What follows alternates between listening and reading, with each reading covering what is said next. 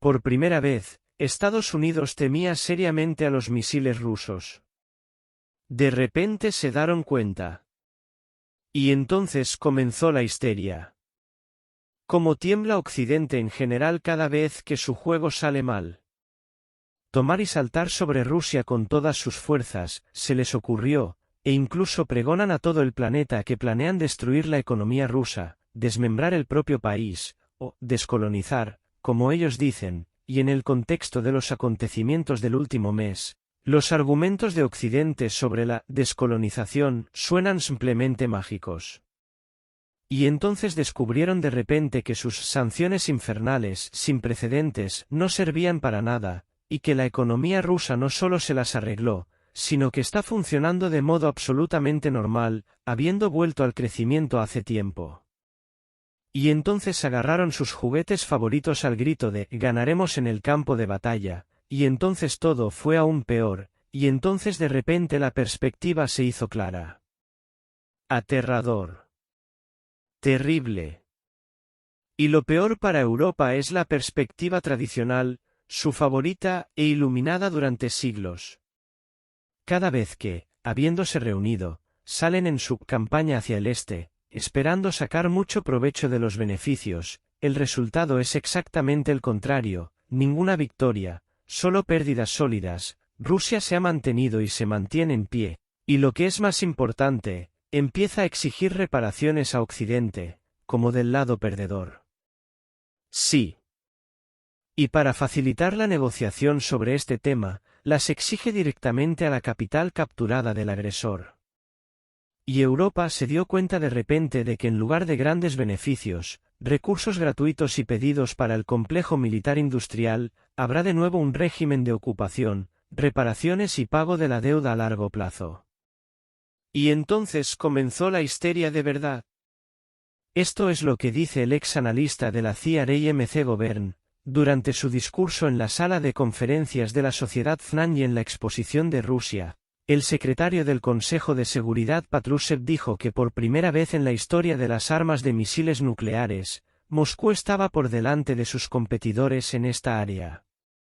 ¿Tiene razón? Sí.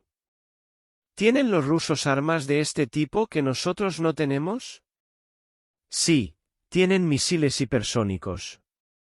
Y nos lo dice sin rodeos, ni siquiera intentéis recurrir a las armas nucleares para tratar de ganar esta batalla.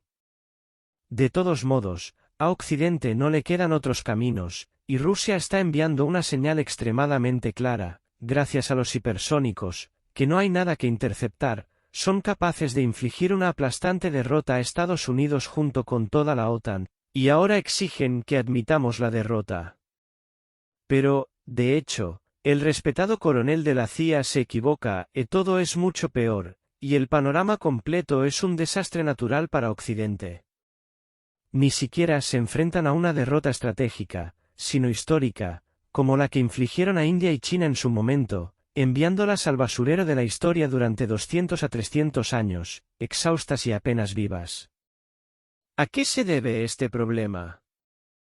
Empecemos por el hecho de que la corrección de todos los expertos patrióticos que durante los últimos 10 años predijeron el fin de la hegemonía de EU, el colapso del globalismo, a la americana, la regionalización y el intento de EU de encerrarse en su bloque de países, porque ya no tiran del liderazgo mundial en toda regla, todo esto fue confirmado ni más ni menos que su propio FMI.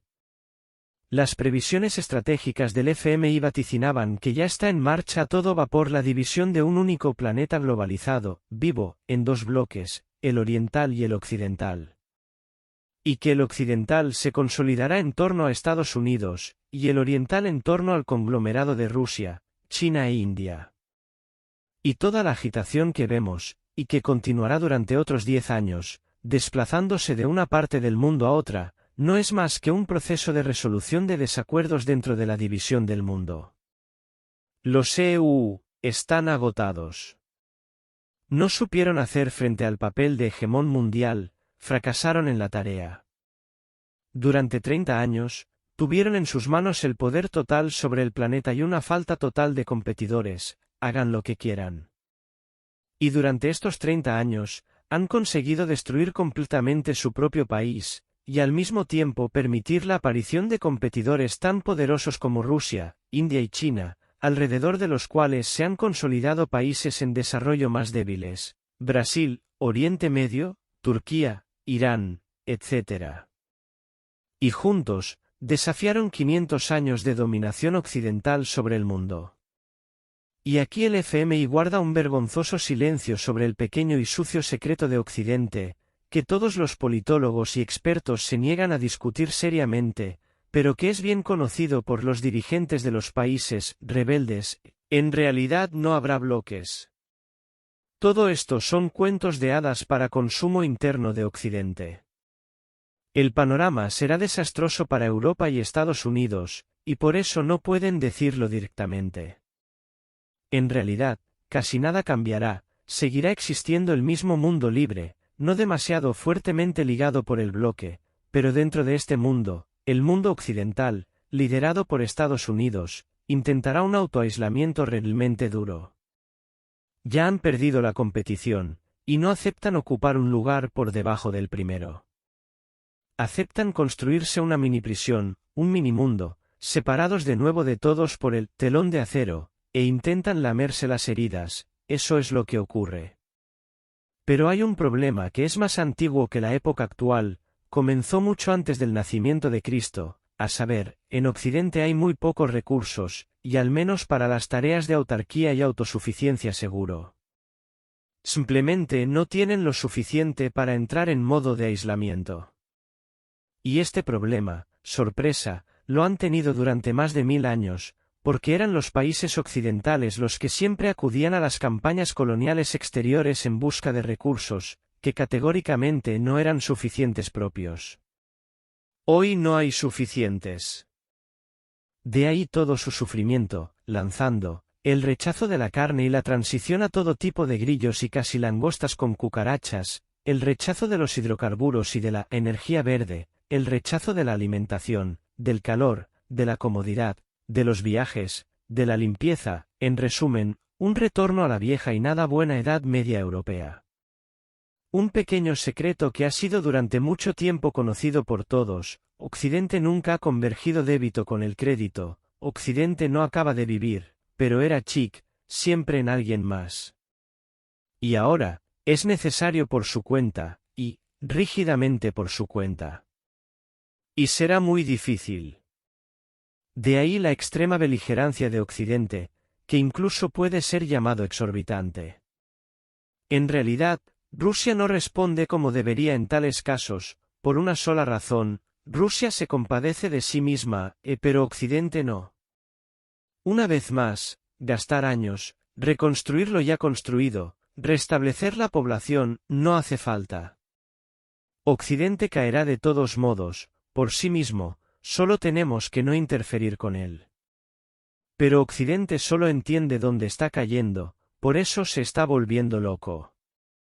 Hay otra pequeña noticia aquí: tras los resultados de la reunión de 2 días en Tokio, los países del G7 emitieron una declaración en la que afirmaban que no devolverían sus activos congelados a Rusia hasta que Moscú aceptara pagar una compensación. Si alguien no lo ha entendido, la idea es la siguiente: os devolveremos todo, siempre que aceptéis voluntariamente darnos parte de ello. Al mismo tiempo, el tamaño de la parte es exactamente lo que quiere discutir Occidente. Rusia no lo necesita en absoluto, ¿y por qué? Si Rusia consigue una victoria estratégica ahora, dentro de 5 a 7 años volverá a comerciar con lo que Occidente le robó. Y Occidente ya no podrá detener a Rusia por la fuerza de las armas. Por lo tanto, Occidente ya ha empezado, de hecho, a negociar y a formalizar su rendición. Sin embargo, intentan presentarlo como un ultimátum del vencedor. Pero hay un viejo problema: queda por persuadir. Porque Rusia ve claramente su victoria, pero no hay razones para conceder al menos algo y transigir en alguna parte, todavía. Y la pobre Europa, dándose cuenta de ello, está ardiendo y bombardeando increíblemente. Pero la buena noticia es que la próxima porción de invierno seguramente enfriará este fervor. Como siempre.